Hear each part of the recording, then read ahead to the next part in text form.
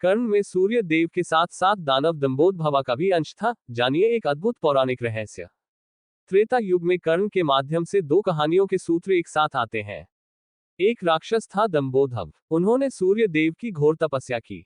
जब सूर्य देव प्रसन्न होकर प्रकट हुए और वरदान मांगने को कहा तो उन्होंने अमरता का वरदान मांगा। सूर्यदेव ने कहा यह संभव नहीं है। फिर उसने प्रार्थना की कि उसे 1000 दिव्य ढालों द्वारा संरक्षित किया जाए। इनमें से एक भी ढाल को वही तोड़ सकता है जिसने 1000 वर्ष तक तपस्या की हो, और जैसे ही कोई इनमें से एक भी ढाल को तोड़ेगा तो उसकी तुरंत मृत्यु हो जाएगी। सूर्यदेव बहुत चिंतित हो गए।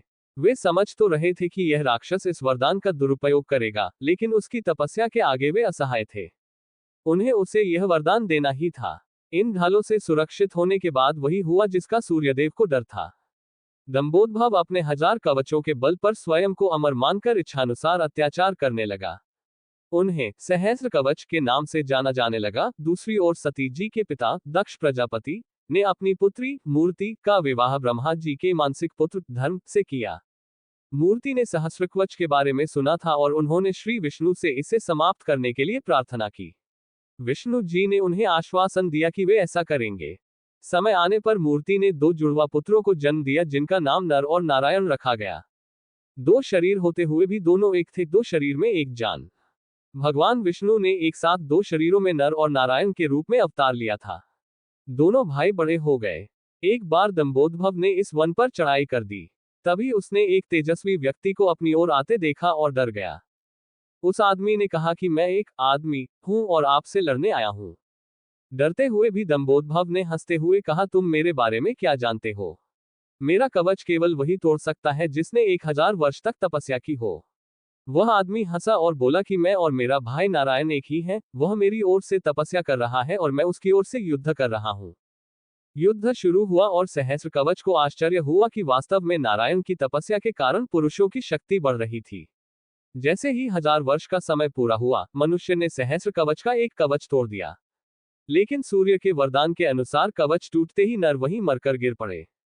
सहस्र कवच ने सोचा कि भले ही एक कवच चला गया हो, ये तो निश्चित ही मर चुका है। तभी उसने देखा कि नर उसकी ओर दौड़ रहा है और वह आश्चर्यचकित रह गया। अभी अभी एक आदमी उसके सामने मरा था और अभी अभी जीवित है और भाग कैसे रहा है। लेकिन तभी उसने देखा कि नर मरा हुआ पड़ा है। वह उसका भाई नारायण था जो बिल्कुल आदमी जैसा दिखता था, जो दंभोदभ की ओर नहीं बल्कि अपने भाई नर की ओर भाग रहा था। दंभोदभ ने हंसते हुए नारायण से कहा कि आपको अपने भाई को समझाना चाहिए था, उसने व्यर्थ ही अपना जीवन खो दिया। नारायण शांति से मुस्कुराए। उसने उस आदमी के पास बैठकर कुछ मंत्र पढ़ा और चमत्कारिक ढंग से वह आदमी उठ बैठा। तब दंभोदभ को समझ आया कि 1000 वर्षों तक भगवान शिव की तपस्या करके नारायण ने मृत्युंजय मंत्र प्राप्त कर लिया है, जिसके साथ वह अपने भाई को पुनर्जीवित कर सकते हैं। अब इस बार नारायण ने दंभोदभ को चुनौती दी और नर तपस्या में बैठ गए। 1000 वर्ष के युद्ध और तपस्या के बाद एक और कवच टूट गया और नारायण की मृत्यु हो गई। तब नर ने आकर नारायण को पुनर्जीवित कर दिया और यह क्रम बार बार चलता रहा। इस प्रकार 999 बार युद्ध हुआ। एक भाई युद्ध करता है तो दूसरा तपस्या करता है। हर बार जब पहला मर जाता तो दूसरा उसे पुनर्जीवित कर देता। जब 999 कवच टूट गए तो सहस्रकवच समझ गया कि अब उसकी मृत्यु हो जाएगी। तब वह युद्ध छोड़कर सूर्य लोक भाग गया और स्वयं को सूर्य देव के सामने समर्पित कर दिया। नारा और नारायण उसका पीछा करते हुए वहां आए और सूर्यदेव से उसे सौंपने के लिए कहा। लेकिन सूर्यदेव अपने भक्त को सौंपने को तैयार नहीं हुए। तब नारायण ने अपने कमंडल से जल निकाला और सूर्यदेव को श्राप दिया कि आप इस राक्षस को उसके कर्मों के फल से बचाने का प्रयास कर रहे हैं, जिसके लिए आप भी इसके पापों के भागीदार बने और आप भी इसके कर्मों का फल भुगतने के लिए उसके साथ जन्म लेंगे।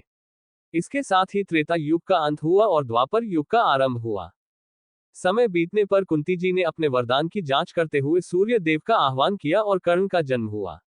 लेकिन यह आमतौर पर ज्ञात नहीं है कि कर्ण न केवल सूर्य का पुत्र है, बल्कि उसके भीतर सूर्य और दंभोदभ दोनों है। जिस प्रकार नर और नारायण के 2 शरीरों में एक ही आत्मा थी, उसी प्रकार कर्ण के एक शरीर में 2 आत्माएं निवास करती थी, सूर्य और सहस्रकवच। दूसरी ओर इस बार नर और नारायण अर्जुन और कृष्ण के रूप में आए। कर्ण के भीतर सूर्य का अंश उसे एक तेजस्वी योद्धा बनाता है। जबकि उसके भीतर दंभोद्भव मौजूद होने के कारण उसके कार्यों के परिणामस्वरूप उसे कई अन्याय और अपमान मिलते हैं, और उसे द्रौपदी का अपमान करने और ऐसे कई दुष्कर्म करने के लिए प्रेरित किया जाता है।